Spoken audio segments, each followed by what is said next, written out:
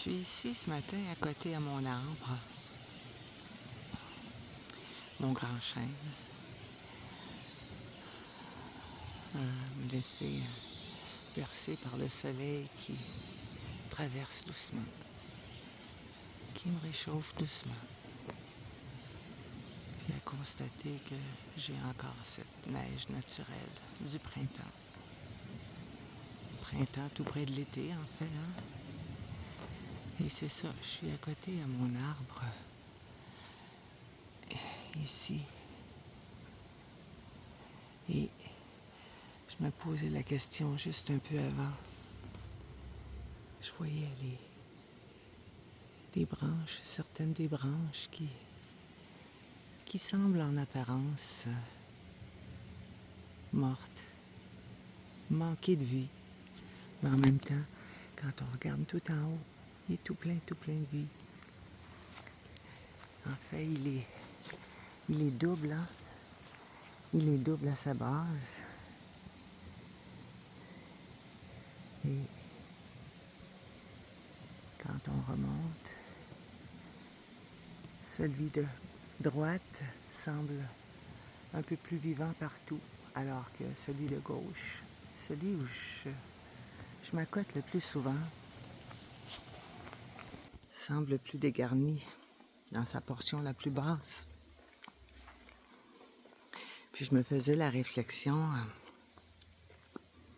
qu'est-ce qui fait que il y a des bouts comme ça qui sont morts et d'autres qui sont très foisonnants. Et quelque part, ça m'a un peu ramené à notre réalité humaine. Hein, des fois, pour toutes sortes de raisons, toutes sortes de situations qui peuvent arriver dans nos vies, des fois on se sent mort en dedans. Des fois on se sent vide, vide d'essence, vide. Comme si on n'était pas capable de ressentir la vie, d'être vivant, d'être vibrant, puis de vibrer pour les autres. De montrer aux autres qu'on est encore là. Je sais pas si ça t'arrive, toi. Moi, ça m'est arrivé. Des fois, ça m'arrive encore. J'essaie quand même d'être la plus positive possible. Même dans l'adversité, même dans les moments plus rudes, les moments où certaines personnes se font plus éloignées, plus distantes, moins vivantes dans ma vie. Moi, je continue parce que moi, je sais que je suis, en ce moment en tout cas, bien vivante, aussi vibrante que ma condition au quotidien m'amène.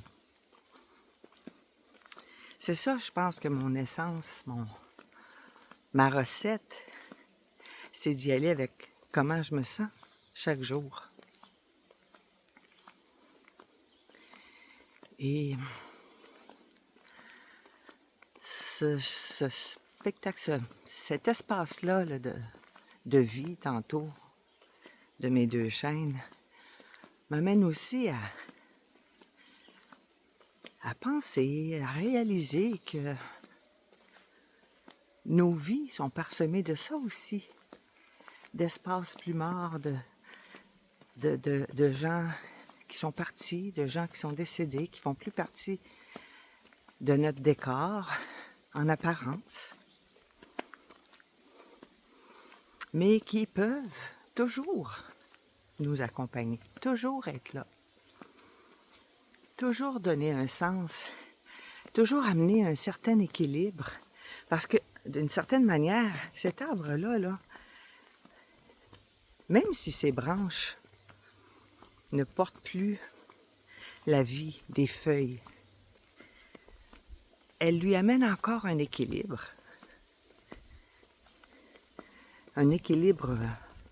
postural, tu vas me dire. C'est sûr qu'il est gros, mais si jamais il y avait des grands vents, des tornades qui passaient, peut-être que parce qu'il a des branches un peu partout, vivantes et moins vivantes, toujours en apparence, hein? Peut-être que ça contribuerait à le garder debout. Tout ça, là, ça résonne maintenant, là. Maintenant dans ma tête, dans mon cœur. C'est une réflexion spontanée. Je sais pas ce que tu en penses. Moi, je pense que la vie nous forge, la vie nous forme, la vie amène tout ce qu'on a besoin.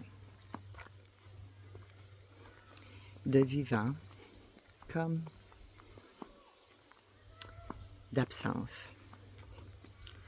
Les absences ayant toutes sortes de formes, dont la mort de nos proches, la mort de ceux qu'on aime, le départ de nos yeux, de notre regard. Mais qui, si on s'arrête pour en prendre un petit peu conscience, si on choisit de se donner cette direction-là, ou de se laisser porter par ces possibilités-là, peut amener tout un autre sens. Pour moi, la vie, la nature, c'est la vie, portée dans toutes ses dimensions.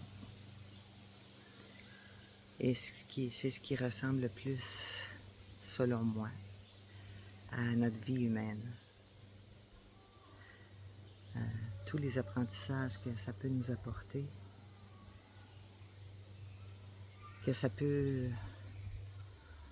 qui peuvent nous permettre d'évoluer si on s'arrête un peu. Je viens de voir une feuille tomber. On n'est pas l'automne, mais c'est ça.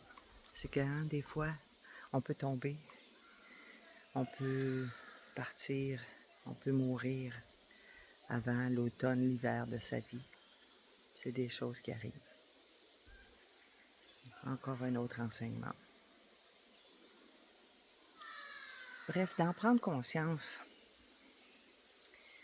de se familiariser avec cette réalité-là, qui est une réalité universelle. Je pense que on aurait avantage à laisser ces idées-là s'imprégner,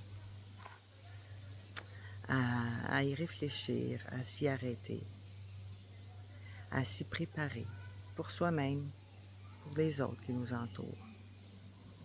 Pour les personnes très, très vivantes, très, très en santé aujourd'hui, on ne sait jamais quand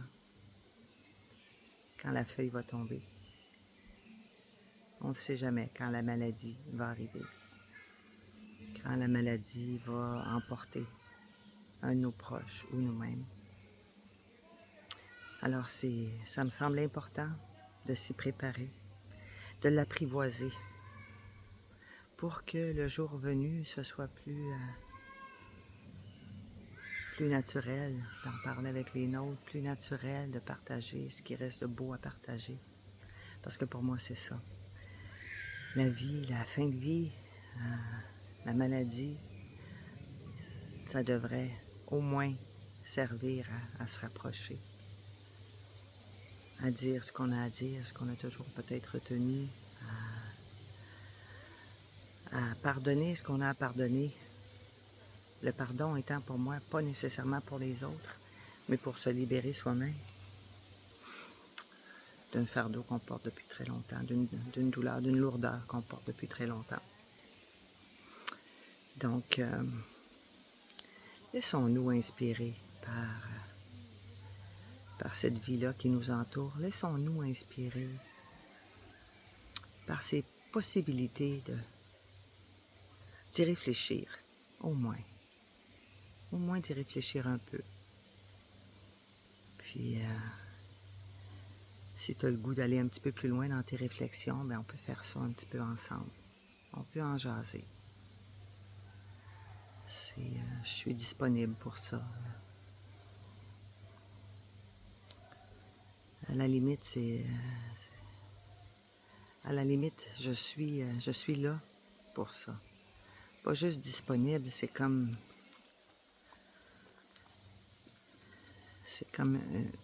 une essence, une essence en moi qui a besoin de se mettre au service des autres pour les amener vers cette acceptation. Puis là, je veux pas dire que après on n'a pas de peine quand ça arrive. Moi-même, j'ai eu de la peine là, avec ma tante qui est décédée dernièrement, une tante que j'aimais énormément. Puis c'est sûr que on a beau dire dans sa maladie, elle avait beaucoup souffert. Puis c'est une forme de libération physique. Elle-même avait choisi, là, voulait bien s'en libérer. La vie a choisi de faire ça différemment, mais donc ça n'enlève pas la peine, ça n'enlève pas le deuil. Comme je le mentionne régulièrement, c'est que le deuil, c'est une traversée. C'est pas pour rien, hein? C'est pas pour rien que j'ai choisi ce mot-là, ce nom-là pour